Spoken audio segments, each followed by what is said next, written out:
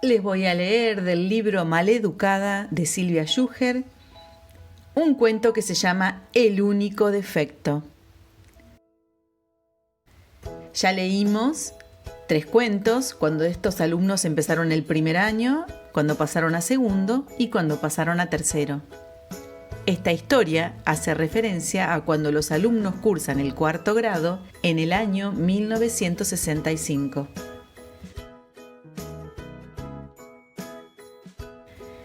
En cuarto tuvimos a Ofelia. Era su primer año en la escuela.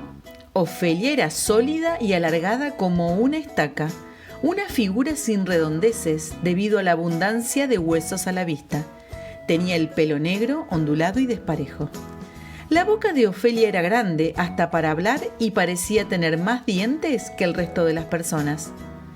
También su voz era huesuda, jamás se pintaba los labios ni los ojos, pero de las orejas le colgaban unas argollitas doradas que eran la única joya que le conocíamos y que por su tamaño debían ser las de su nacimiento. Usaba un único modelo de delantal, botones abrochados hacia adelante hasta casi el comienzo de la garganta, de donde salía una florcita azul. Sus zapatos eran acordonados, los que entonces solo usaban los varones, y andaba siempre con unos anteojos de marco grueso y cuadrado, que, amarrados a 2 cordones, le colgaban del cuello y reposaban sobre su pecho casi plano. La señorita Ofelia era hermosa. Así la veíamos nosotros, aunque no luciera como las demás mujeres de la época. Debíamos encontrar la belleza en su brutal simpatía, en el entusiasmo por contarnos cuentos, en lo enorme y ruidoso de su risa, en su modo particular de corregirnos los cuadernos. Ella no ponía bien, mal, regular o excelente. No juzgaba, escribía en verde frases como «No hiciste todas las cuentas bien, repasa un poco» o «Me gustó tu composición, ¿querés leerla en voz alta?». Así de original era Ofelia. Para nosotros, y cuando digo nosotros hablo de todo cuarto, tenía un solo defecto. Se llevaba mal con el gordo Carreño, un compañero del grado al que todo lo que la naturaleza no le había puesto en el cerebro, se lo había dado en bondad. Ofelia no soportaba las bromas de Carreño. Cierto es que ninguna maestra las había soportado demasiado bien. Pero de Ofelia uno esperaba otra cosa, más paciencia, algo más de comprensión y sobre todo cierta dosis de ternura ante un personaje como el gordo, tan bueno y noble como un cucharón. Pero no. Las torpezas de nuestro compañero eran su punto débil, la sacaban de quicio y solía mandarlo a la dirección. O le decía cosas hirientes que un poco nos dolían a todos. Daniel Carreño era un chico especial, lo reconozco. Tenía nuestra edad, pero era alto y muy gordo. En cuarto, medía más que algunas maestras, a pesar de su cara de bebé. Parecía un angelote.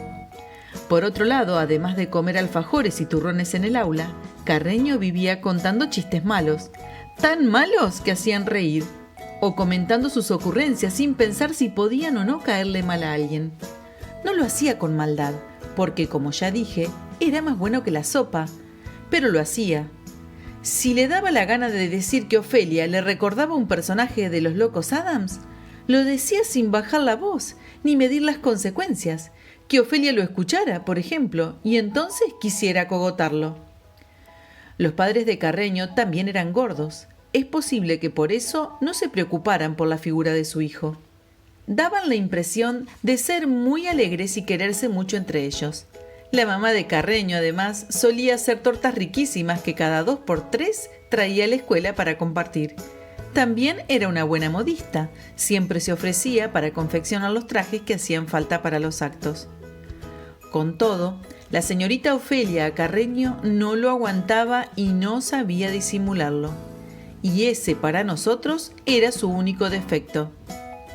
El gordo era burro y pesado, pero se hacía querer. Para nuestros padres, en cambio, los defectos de Ofelia eran otros, y según ellos más graves. Ofelia pronunciaba mal algunas palabras. En vez de decir séptimo, por ejemplo, decía séctimo, y en vez de fuiste, a veces se le escapaba fuistes. No se preocupaba demasiado por hacernos llenar páginas y páginas del cuaderno sin necesidad. Charlábamos mucho.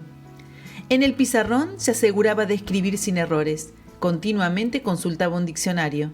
Pero en los cuadernos, nuestras faltas de ortografía a veces se le pasaban por alto. Ahora me acuerdo, además, que era zurda. En esos tiempos ser zurdo se consideraba un problema, una especie de enfermedad. La cuestión es que a partir de un día, creo que fue después de las primeras pruebas de desenvolvimiento, asusados al principio por la familia Smith y luego por el propio fluir de los rumores, nuestros padres empezaron a decir que Ofelia era una pésima maestra, que enseñaba poco, que hablaba mal, que nos llenaba la cabeza con cuentos, que en el cuaderno había más poesías que dictados, que nos incentivaba a mirar televisión, etcétera, etcétera, etcétera. Hasta recuerdo haber escuchado decir que era una marimacho, esa fue la palabra, demasiado tosca para estar al frente de un grado. Se organizó una primera reunión en casa de Viviana D'Ilesio, la hija del comisario, y nos juntaron a todos para decidir si había que echar o no a la maestra. Curioso, la reunión parecía una fiesta. Para nosotros, sus alumnos, los directos interesados, quedarnos sin Ofelia era una injusticia espantosa, pero a nadie parecía importarle nuestra opinión. Si algunos habíamos asistido a ese aquelarre, era solo porque no habían tenido con quién dejarnos en casa, no para ser consultados. La cuestión es que se redactó una carta para las autoridades de la escuela. La carta fue firmada por casi todos los padres de cuarto y a la semana siguiente se produjo algo parecido a lo que hoy llamaríamos un juicio oral y público. En el salón de actos se colocaron sillas para padres y alumnos y frente a la platea se ubicó un escritorio tras el cual se sentaron la vicedirectora, en representación de la directora que estaba con licencia por un mes, la inspectora y la señorita Ofelia que miraba a ser desconcertada. ¿Qué era eso? ¿Qué estaba pasando? ¿Por qué todos los adultos contra Ofelia? Nunca nadie nos había enseñado tantas cosas como ella. O esas cosas. Nos recomendaba películas para ver en el cine, nos recomendaba ir al cine. Comentaba con nosotros los programas de televisión. Sean críticos, decía. Hasta nos había explicado algo de lo que mis padres no querían hablar y que al menos yo nunca había entendido y preguntaba siempre qué querían decir. Unas letras que aparecían por todas partes pintadas en las paredes de las calles. Una B corta y una P puestas una sobre la otra. ¿Por qué tanta bronca contra Ofelia, que solo tenía el defecto de no soportar a Carreño? Todavía me acuerdo de esa mañana y me pongo nerviosa. Lo que pasó fue muy feo. La vicedirectora leyó en voz alta la carta que habían escrito nuestros padres y empezó a interrogar a la maestra. ¿Es cierto, señorita, que hay palabras que no puede o no sabe pronunciar? Sí, señora, respondió Ofelia. Tengo un No la dejó terminar.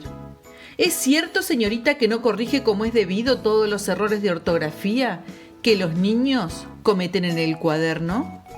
No creo que sea así, respondió Ofelia y trató de agregar algo, pero la interrumpieron. ¿Es cierto, señorita Ofelia, que habló de Perón en clase? Sí, señora, respondió Ofelia, y quiso aclarar que lo había hecho para responderme una pregunta, pero algunos padres empezaron a chiflar y la inspectora los hizo callar. En esos tiempos, el expresidente Perón estaba proscripto y no se lo podía ni nombrar. ¿Es cierto que...? Iba a continuar el interrogatorio cuando se oyó un rugido proveniente de la platea. ¡Basta! ¡Basta! ¡Déjenla en paz! Todo el mundo giró su cabeza hacia el lugar de donde venía la voz, y ahí vimos parado a Carreño, que se puso a hablar inspirado y no se calló cuando muchos intentaron que lo hiciera. Dijo que Ofelia era una maestra muy buena, que todos los chicos la queríamos, que no íbamos a dejar que la trataran tan mal. Dijo que era una vergüenza, así lo dijo, que en vez de estar aprendiendo en el aula, así lo dijo, lo juro, tuviéramos que aguantar esa... Ahí se trabó. Esa cosa contra la pobre señorita. Parece de mala película norteamericana, pero la verdad es que en ese momento los chicos y los padres de Carreño Obvio nos pusimos a gritar y aplaudir. Nunca pensamos que aquella situación nos llevaría de cabeza al fracaso. En esa misma reunión, a Ofelia la trataron de agitadora, de inspirar a los alumnos a rebelarse contra las autoridades. La echaron, o ella renunció, bien no sé. Fue un golpe inolvidable, inolvidable todo. El día que vino a despedirse, Ofelia lloró desconsoladamente. Lo llamó a Carreño, lo abrazó y delante de todo el grado le pidió perdón. Aprendí mucho de ustedes, nos dijo, y se fue de nuestras vidas para siempre.